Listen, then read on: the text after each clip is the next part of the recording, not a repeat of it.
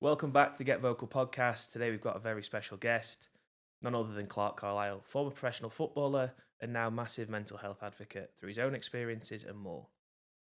Join us as we go through a variety of different questions and we understand what mental health means to Clarke. So, Clarke, welcome to the podcast. Thank you very much for coming. First question, it's a big one. It throws quite a few people. What does mental health mean to you? Oh, wow. Well, thanks for having me on the podcast, Jack. It's a privilege to be in the chair of destiny. And that's a heck of an opener. What does mental health mean to me? Well, I'll tell you what it used to mean. Mental health used to mean, it would immediately mean ill health to me. Yeah. If you said mental health, I would immediately think of depression. I'd think of suicide. I'd think of, schizophrenia and all of the ill health that sits at that end of the spectrum. But what it means today is something very different. Um, I think of it more like I think of my physical health, where I'm thinking in that positive and preventative aspect. Okay. So to be mentally healthy to me doesn't immediately make me think of issues. It makes me think, what can I do to ensure that I am well? hmm And it's really important. It's an important distinction because when you talk about being well and staying well, it implicitly and explicitly gives the sense of responsibility Mm. and action Yeah. on self, and that's one of the biggest things that I've learned across my whole pathway in life, and my mental health journey is the word that we all use, is that you don't make progress and you don't get well if you don't do anything. Yeah. That you can have all of the services and support in the world around you, hmm but if you don't engage, if you don't talk, if you don't do, if you don't learn and implement those learnings, then you will forever fluctuate into ill health. So mental health to me today means, am I well? Because when I'm well, I have the capability and the capacity and the confidence to manage what life throws at me. That's probably the most succinct answer we've ever had on the podcast. That kind of ticks every box. I mean, kind of going back onto that. So it's something that we've had quite a few times about. A recurring theme is physical health. We keep on top of it. We go to the gym. We train. Mm-hmm. We eat well. Mental health. We kind of almost get to the point of, I'd say, recovery, and then we stop a little Mm-hmm. bit. And I'm probably guilty for this. I'll kind of do the things I need to do to kind of be in a better headspace, but then don't carry that on because you're almost like, I'm recovered now. So what does a day to day kind of, what does your routine look like to kind of maintain that? Well, what you've articulated there is perfect. It's the exact situation that the vast majority of our society are in, Mm. and it's a reactive society. hmm It's very much like our physical health model that we've grown up on. When something is wrong, then I do this. Yes. It's very reactive, and the NHS model, as is, especially because it's stretched of late, means that even with our physical health, you go to the hospital with something wrong or in crisis, they don't make you well, they make you stable and then push you out the door. Yeah. And when we take that approach with our mental health, we think that stability is the goal. Yeah. And Yeah. it's not the Yeah. goal. Yeah. Yeah. You're patched up and you're sent on your way. And then it only takes a nominal life event or even a thought, and you're slapped back into instability Yeah. and ill health. So, just to go back to what I said in that opening question, when we have a look at our physical fitness, let's say, hmm everyone's done it where, oh, I've had a gym membership, I've had it for 3 months, so I'm not fit. Well, why? Well, I'm not really going to the gym. I'll tell you what I'll do. I'll buy an exercise bike Yeah. and I'll put it in the front room and I'll buy some dumbbells. And then 3 months later, the exercise bike is a clothes horse and the dumbbells are a doorstop. And you're like, oh, I'm not fit. Why you're not fit is because you've not done something about it. You know, you can have, like I said, the resources were there, the gym was there, the exercise bike was in your house, the dumbbells were in your house. But if you don't engage with them, they're not going to make you well. They're not going to get you fit. Yeah. And I think this is one of the biggest points that we have to make to general society. In order to be not just stable, but in order to be mentally healthy and well, there is action that needs to be taken on a daily basis. Even so, just to your question then, even if someone did get fit and then stop, just like you said, Yeah. you will gradually become unfit. Of course, yeah. It's got to be maintained, hasn't it? 100%. And that's exactly the same with mental health. So my mental health for me today is on a day-to-day basis. What I have to do is prioritize myself at times throughout the day. And even when life is hectic, I know that if I've got in the diary an hour for myself today for self-care, it means that I can give 14 hours to everyone else tomorrow. So it's consistently topping up my tank so that I can go and give of myself where I'm capable. Now, what that looks like is going to be different from me to you, you know, to Chum back there. It's going to be totally different. Now, for me, because I had a career in football, 17 years, physical activity and fitness isn't my number one. And you might think, well, why? You know, it's something you used to, blah, blah, blah, blah, blah. There comes a point where I know physical activity is one of the pillars of well-being, but when physical activity becomes your job and it becomes your identity and it becomes consequential, then it potentially switches into becoming a trigger. So I'm not just staying fit when I'm a footballer. I need to be the fittest.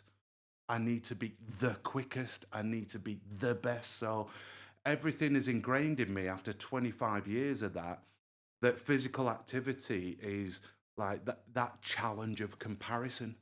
So after I retired, like I'd go for a run, and after half an hour, I'd be like, you can go quicker than this. You're only cheating yourself.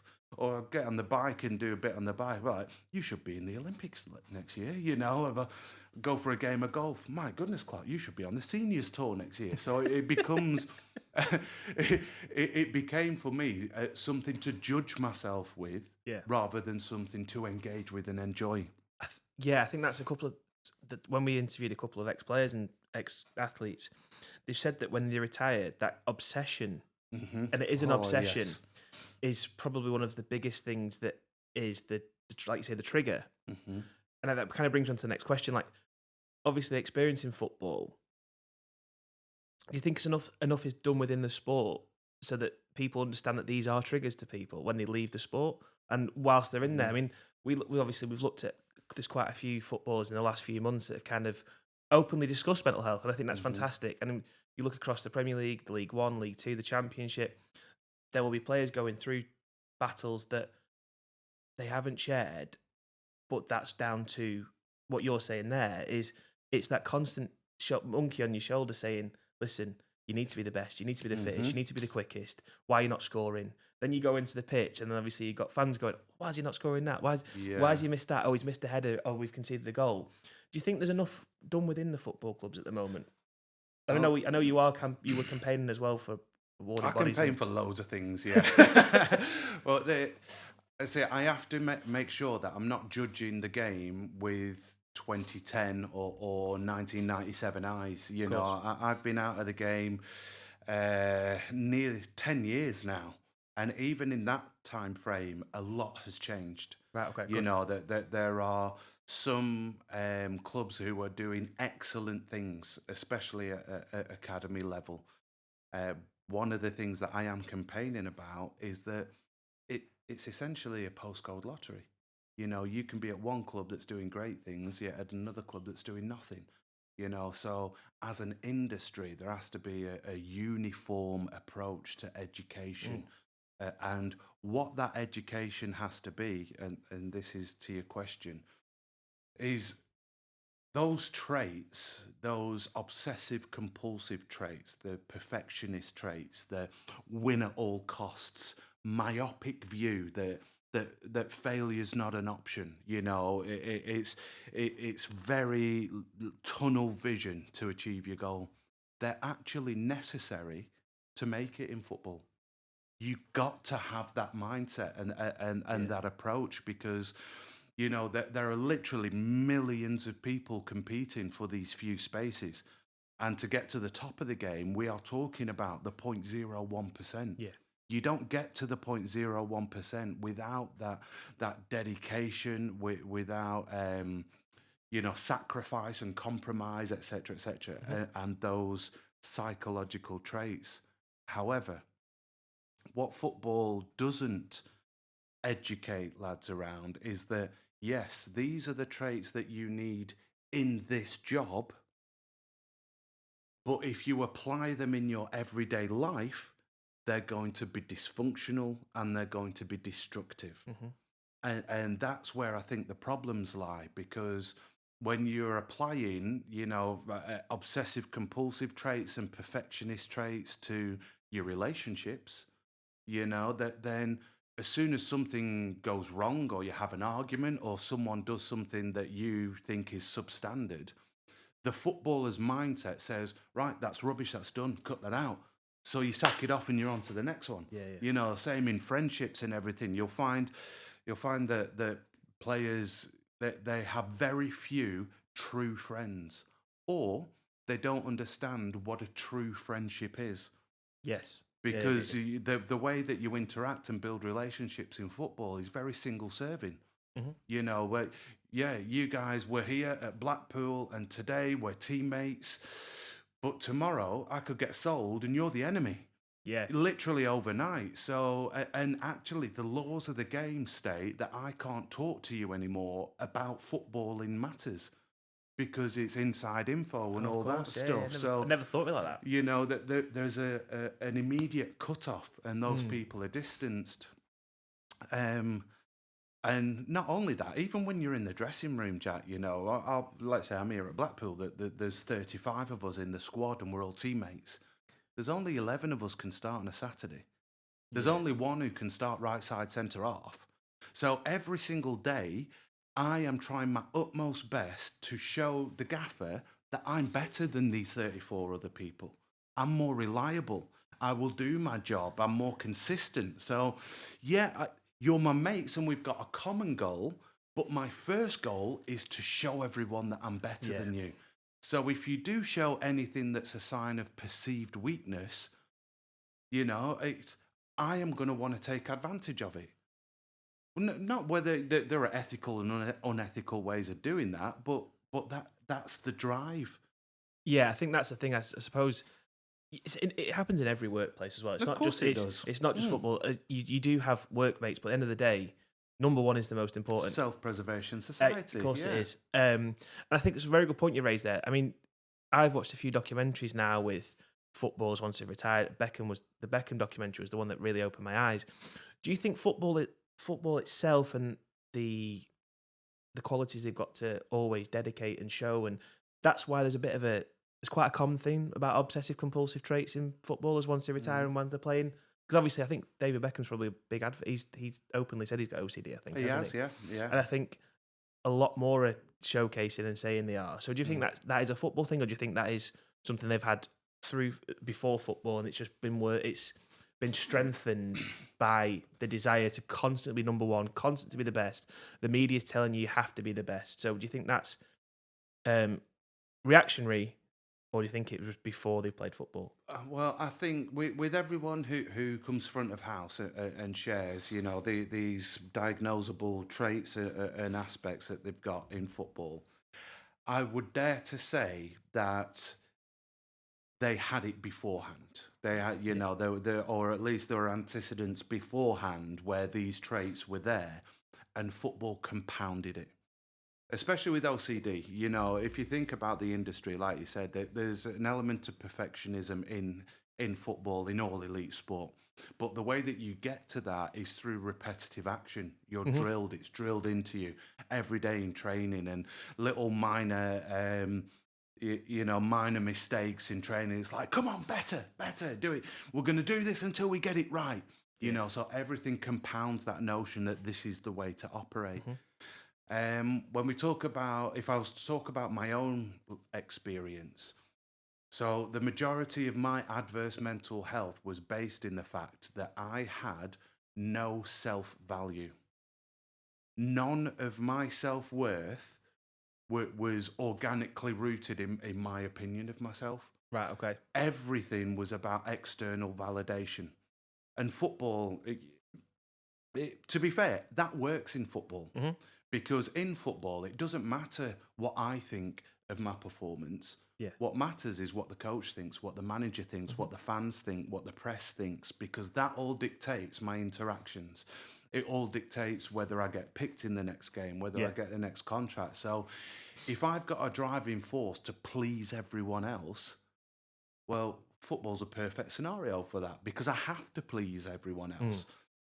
But the consequence of that is that I end up not having an identity either, because I'll come in here and I'll present this Clarke for you. Yeah, of course. I'll go into the dressing room and present this Clarke for the lads because I need to be part of that group. I'll speak to the gaffer and present this, and the fans and present that. And I'm wearing all these different masks, and I haven't got a Scooby-Doo who I am. Yeah. So when I leave football and I've lost my core identity, that chasm is huge. But that trait of people pleasing, it was in me way before I came to football. You know, that was in me as a kid. Right. That was in me as a kid in, you know, the environment in which I grew up. So on a council estate in Preston that was predominantly white, and we were one of a sprinkling of non-white people. We were mixed race, or half caste was the term we used growing up. So we were consistently othered. Right. Okay. Get you. You know, so for me to make friends, for me to get on at school, for me to blah, blah, blah, I was always trying to prove myself to everyone else. So if you were, a potential friend, I'd want to be the best at football. I want to be the funniest. I want to make you laugh so that you'd accept me. You know, so all of that dynamic was in me. And I dare to imagine that it doesn't matter which line of work I'd have gone into, I'd have encountered some difficulties with it down the line. But because it was football and pleasing other people is so central to progress, it just compounded it, you know, and made it as big as it was for me. So back to your question, the likes of David Beckham and other people who've expressed what their mental health challenges have been, I would dare to say that the foundations of those challenges were there as they were growing up. And then the very particular environment and strains of football really exacerbated them and brought them to the fore. Because it's ingrained through training, isn't it? Yeah. I think you touched on something then, and obviously you said you retired 10 years ago. 10 years on, we look at social media and you look at the externalities now in the press. I can't imagine what it must be like to be some players that sometimes aren't in form, and because what they'd have to surely they'd have to just shut the phone off or delete social media apps, because sometimes it's like a targeted witch hunt. And I think no one ever takes into account that there's a person behind that footballer or professional athlete. And I think that's one thing for me, that no matter who you support, no matter how you feel about the team, you've got to think about the other side of that. When you're expressing opinions online, everyone is welcome to have an opinion, but sometimes it goes too far. And I think, did you kind of get out of football before the social media, right? Or was there kind of a little bit of at the back end of it? I was in the crossover, yeah. It was, Twitter was really coming to prominence when I became PFA chairman. So that would have been 2010. Right. 2009, 10. And it was, for someone who's a people pleaser, oh gosh, it destroyed me. You'd come off after a game, and you might have 99 good comments and one bad one, and then it was my life's mission to convince that one person that I'm good, I'm right, and if we go back to when I started playing, it was so much easier because you went home and shut the front door. And unless someone called the landline, I didn't have to see anyone Yeah, of until I course. came out the house the next day. So there was an easier way to manage those interactions. It had to be face to face. With the advent of social media, it dehumanized those interactions. Because even if people held those opinions, let's say back in '96, they would have to tell me to my face. Yes, of course. And Yeah, when you had the human interaction, it always takes that edge off, doesn't it? yeah. Because there's, even with the angriest of people, there's still a modicum of consideration that I'm interacting with a human. But when you took that human interaction away, every and any thought came out on there. Yeah, So yeah. uh, Yeah, I've never thought of it that way. I must admit, I never thought of it that way. It's like you say. I think it was Brett when we interviewed Brett. He was saying he was in the pub once, and someone said to him to his face, he had a poor game, mhm. and he said, "I didn't know how to take that," but he said, "I didn't actually really care because they weren't the people that mattered." He's like you say, the coach, the fans. Yeah, It's yeah. but yeah. I never thought of it. I never thought of it that way Well, because it has to be the person itself to kind of have, without sounding crude, but the balls to say it to your face, exactly. It makes it and not many real. people do. So So I if, remember once when I was playing at North End. Please don't hate me. And we were coming off the pitch, and you can have like a mob mentality in the stand. And there were people were hurling abuse, and I heard a guy say something very particular and very scathing to me directly. So I walked over to him. I said, "Sorry, mate, I didn't quite hear that. Could you say it again?" He went, "Oh, no. Well, I don't mean it. It's just that you get paid a lot of money, and I'm just thinking you can try harder." And it's when you bring the human being into that interaction, I've found that people are very, very different. And also, there's a really strange dynamic in football. There's this illusion of ownership and an illusion that what you're doing there is reflective of the person that you are, like your value as a human. I mean, there isn't a single player that I know. In fact, that there are incredibly few people that I have ever known in 17 years of football who've gone out on the pitch to intentionally mess up.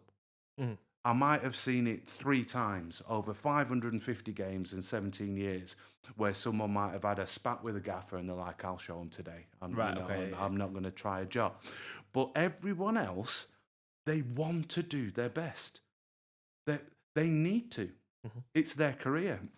So to question a person's, like core values and traits because they have a bad performance, I think is a bit off. And the responses to that, I mean, if I went into Tesco Express down the road and the shelves were messy, I wouldn't stand there going, "Oh, this is an absolute disgrace. I pay your wages. What the hell is this?" And then I wouldn't get a group of 20 people to say, "Oh, you're shit, and you know you are." And then I wouldn't go home and like get on Twitter and go, "Have you seen the state of the shelves at Tesco? We pay these people."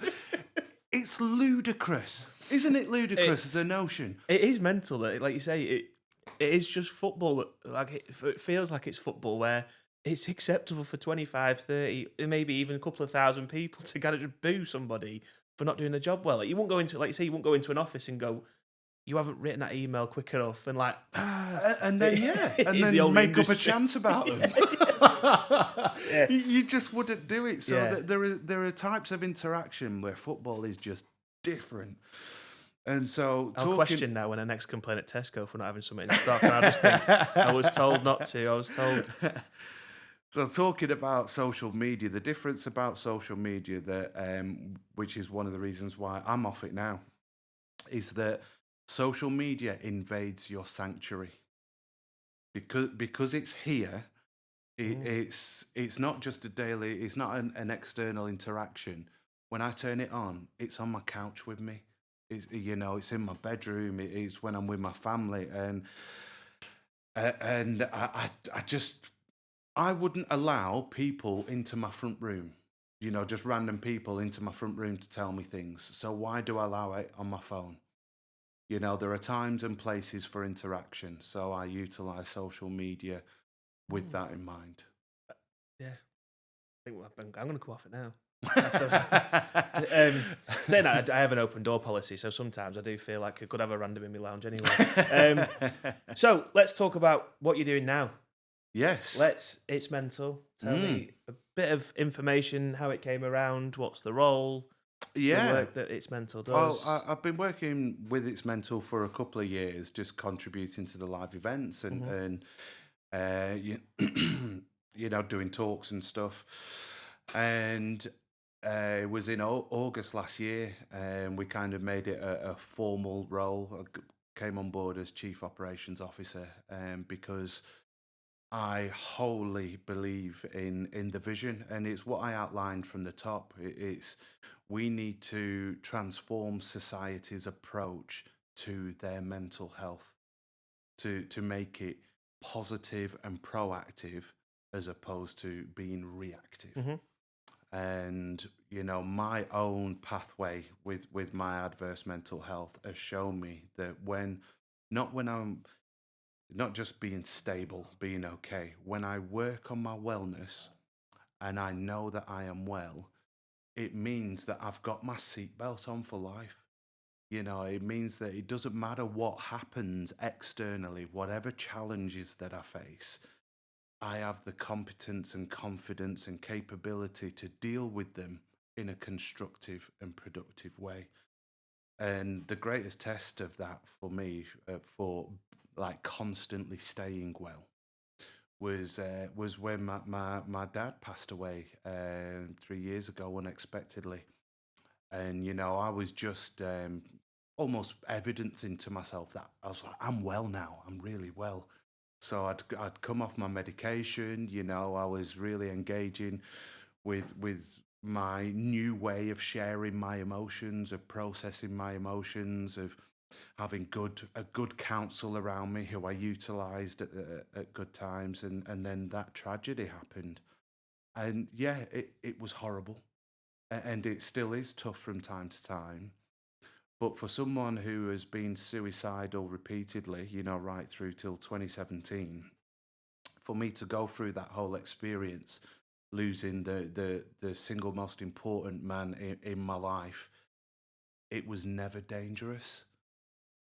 At no point was it dangerous for me. And that showed to me that even, through one of the hardest situations in my life, I've brought my wellness to a point where I can manage challenges that come my way. And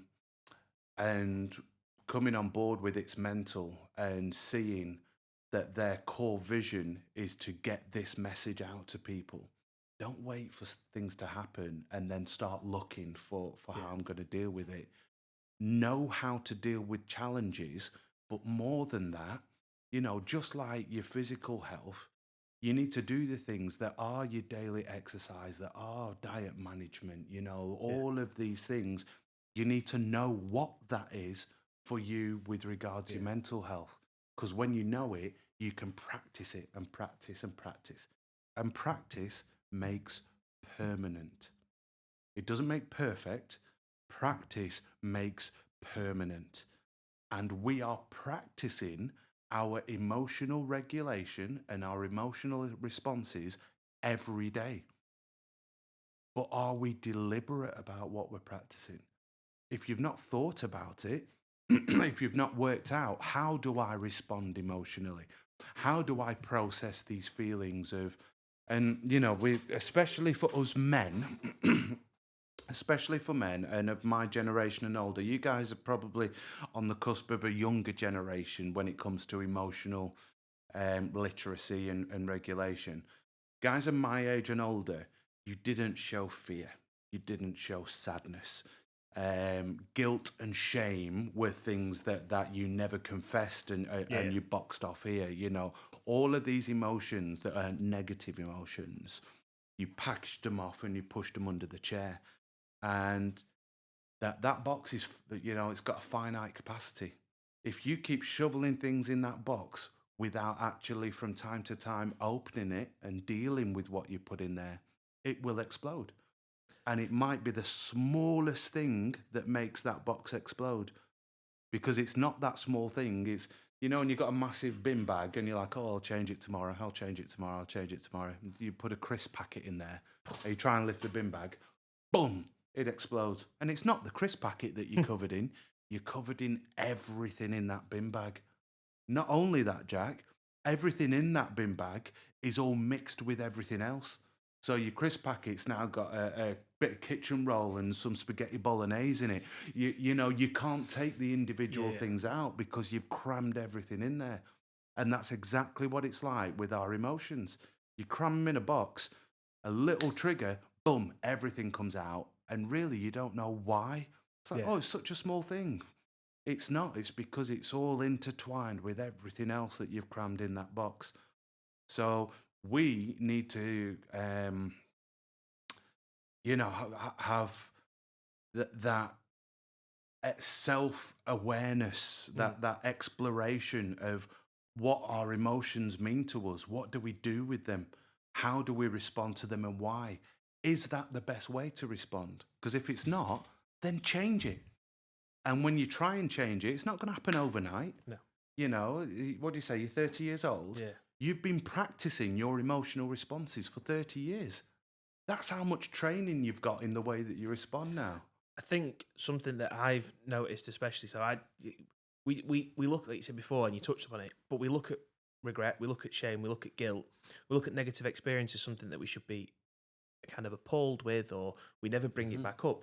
But for me, our wrongdoing, our errors, or wherever we've gone wrong, or wherever we've wronged anybody, it's effectively, from a teacher's point, it's like a syllabus. It's like a material where you learn from. Exactly. And you teach yourself from what you've done in the past.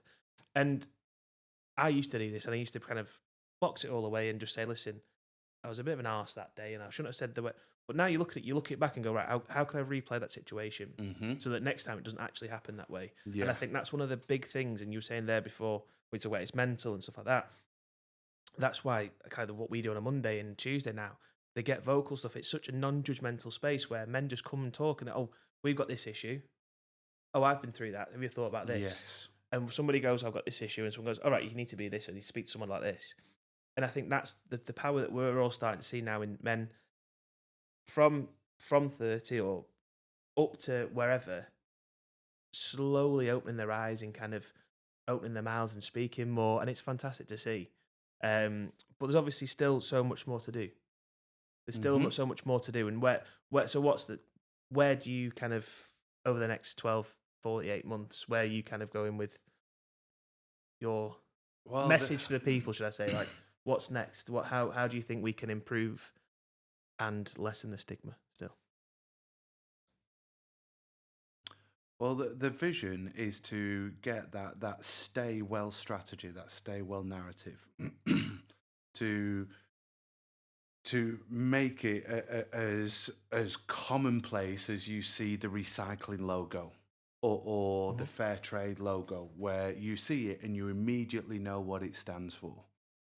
Because once we've given the education drive and people understand what it means to stay well, once they get to the layers 2 and 3 and 4 of understanding what that is, that's when we can create a directory of, right, these are stay well employers. So Blackpool Football Club is a stay well football club. What does that mean? It means that it prioritizes all of its employees' health and well-being.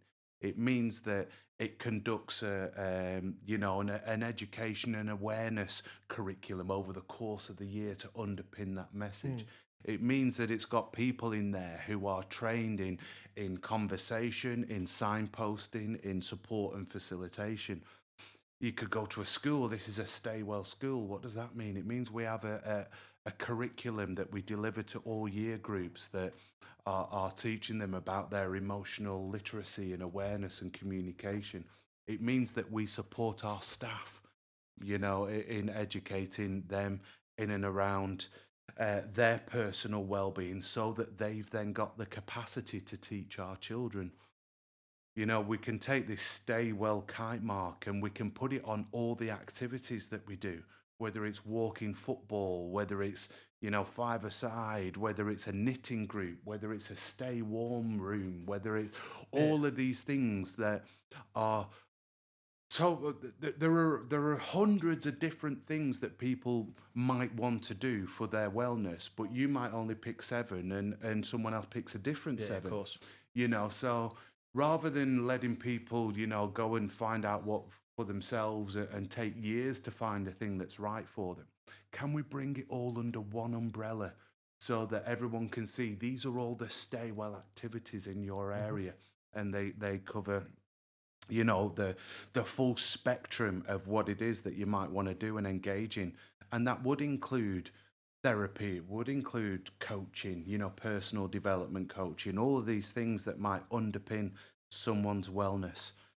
So you asked me what the 48-month plan is.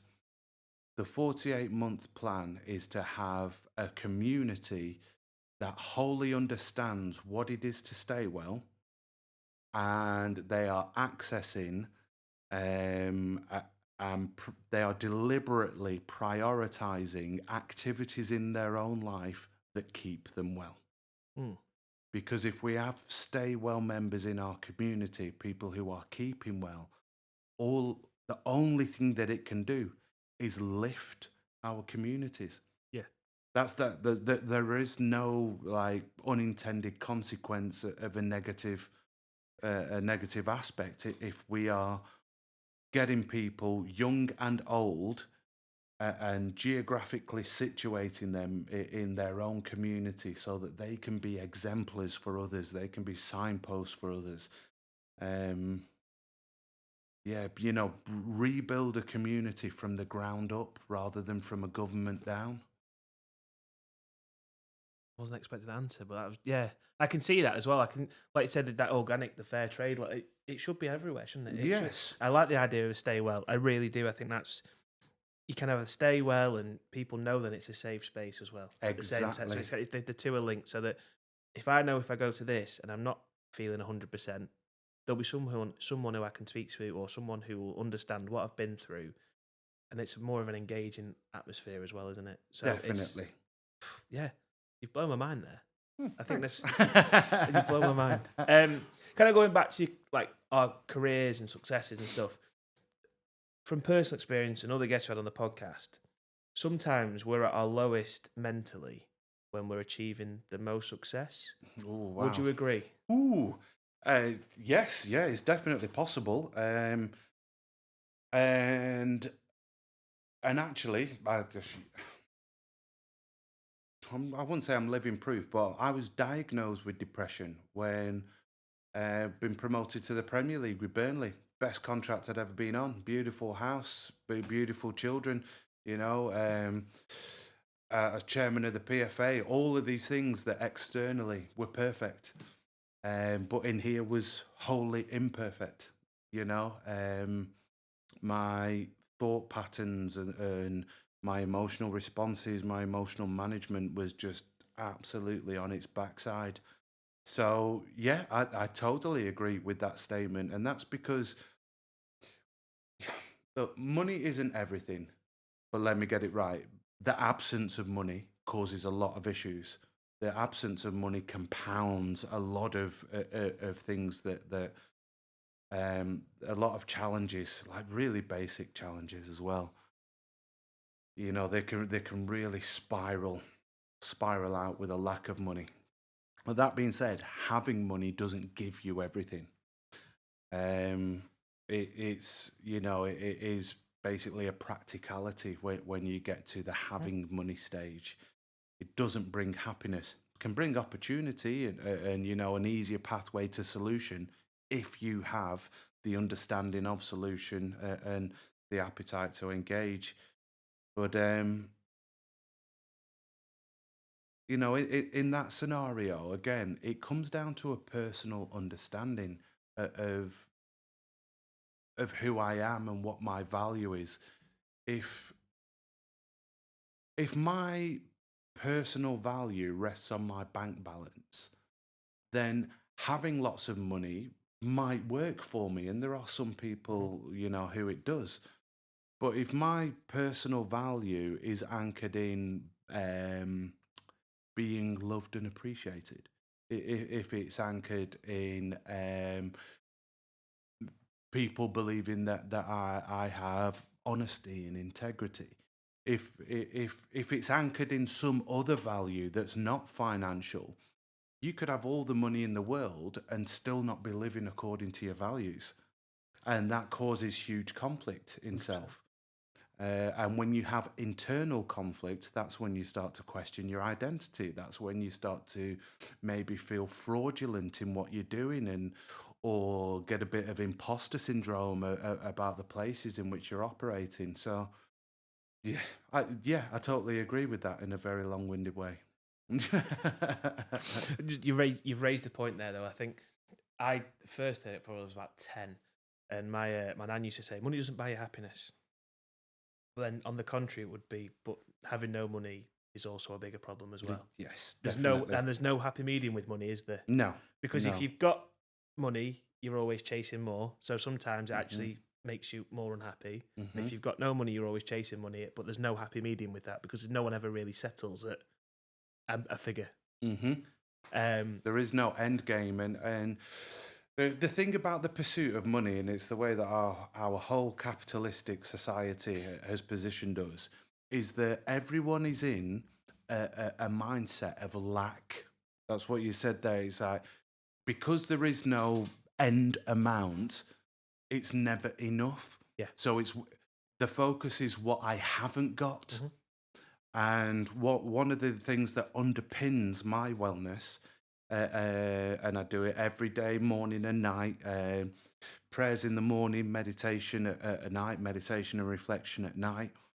I operate from a position of gratitude every day and in every situation. It might be the most challenging situation of my life, and I know that there will always be something that I can be thankful for. And if I operate from a position of being grateful for what I have, Hmm. I'm not interacting in a day feeling like I'm empty or missing out or I haven't got. Yeah. You know, that mindset of lack of being without is one of the most destructive self mindsets to have. If you can have gratitude and contentment with what you have, I think it's a brilliant foundation. Don't get me wrong, I aspire. Hmm. You know, Yeah, I of want course. the best for my children. I want Yeah. to provide, everything that I can. Uh, it's not, however, from a position of thinking, oh, we haven't got this. It's from a position of, I'm so grateful we've got a roof over our Yeah. heads. You know, I'm so grateful that my family are in this home, that we're together. So much for me to, even if in a worst case scenario, and some days, if I'm in a low ebb, which is incredibly rare but does happen, I might just be grateful that I've got breath in my body. But it is something that I am eternally grateful for. So there is always something to be grateful for, and I think that is it's almost like you have to brainwash yourself. It's the counter narrative to that Yeah. position of lack. I think that's one of the big things I'm seeing more and more is people writing gratuity lists, self Hmm. affirmations. And I think one of the big things with society, and I do think it's very much intertwined. I think there's, I do think because of social media, I think there's unfortunately, there's a level of depression, there's a level of anxiety, there's a level of, that's been triggered by an unachievable level of happiness because everyone's looking at their phone and looking at what they haven't got Yeah. rather than writing these gratuity lists and looking, right, okay, I've got money, I've got a house, I've got a car I can drive from, I've got a wife, I've got two dogs, Mm. whatever you've got in your life.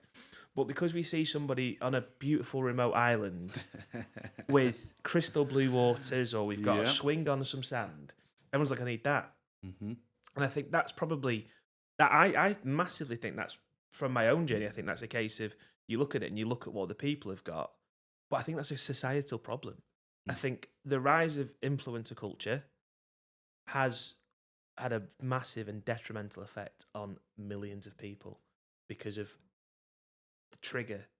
that they've had without realizing that it's a trigger in their brains. Totally agree. And that's the way that the advertising works. It's why it's a multi-billion-pound industry worldwide, because you're selling a dream.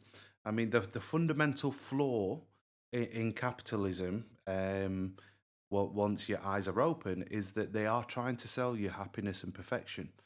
And when you understand that there is no such thing as perfection, it doesn't exist.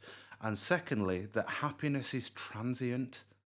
If you're striving for happiness, you will be perpetually without it Yeah. every day because you're looking for this pinnacle moment or you're searching. It's an emotion, it will come and go. So for 95% of the day, you feel like you're not achieving because you're striving for this not unattainable, but it will never be a permanent thing. So you are breeding in yourself an approach of being without and striving for something and being less than. If we can get people to come from a basis of gratitude and strive for wellness, then when you've got those two things, you will step out of the door with an element of contentment that will give you a feel good through the day. But also, because you're well, it means that you will be able to experience happiness more often and enjoy it Of course. for what it is. Equally, you'll be able to experience the sadness or guilt or embarrassment and process them safely. 100%. 100%. Get that on your posters. Just write a list and tell what you're grateful for. That's all you need to do. There you go. No, right. So we'll start wrapping things up. I've got 2 more questions, and then Okay. we'll end it there. What changes do you think still need to be made in football, association-wise, football club-wise?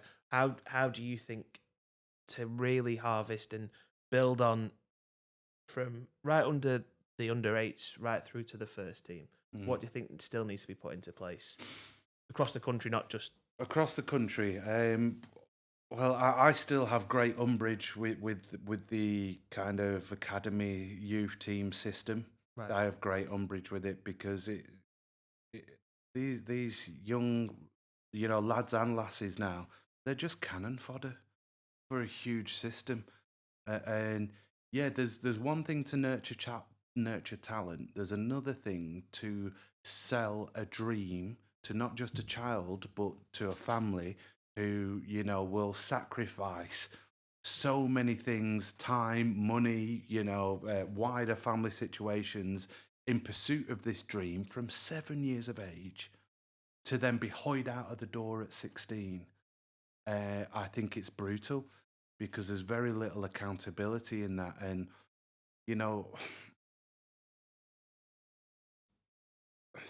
I really don't like it.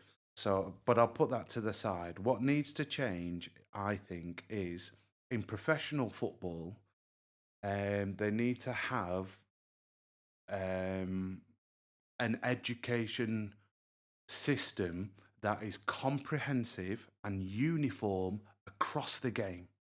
So it doesn't matter if you're at the bottom of League Two or the top of the Premier League, everyone is getting the same information through the same platform and the same level of support. Because football's transient. You can be a kid at Man United and then next day, you're 300 miles away on loan somewhere, or then you're transferred over here. And if you've had a support mechanism and then it's taken away, it's utterly horrendous. Yeah. So just have one central system that's nothing to do with the clubs. Because if it's nothing to do with the clubs, then the information that we know about player A can go with him to his next club, so that the receiving club are like, oh, okay, we understand that this guy needs specific support in these areas, and we can do that from the off. It's almost to say we have it in education, we have it in the normal workplace, but why? Because it's sport. Does that not happen? Well, it's because they're 92 separate entities. They're 92 okay. separate So it needs businesses. one governing body to and kind they of- all, Yeah. closet around for there are multiple governing bodies. So Premier League, like, oh, we only do the Premier League. EFL, we only do like we just come together and do something that's fit for purpose for the humans involved. Yeah.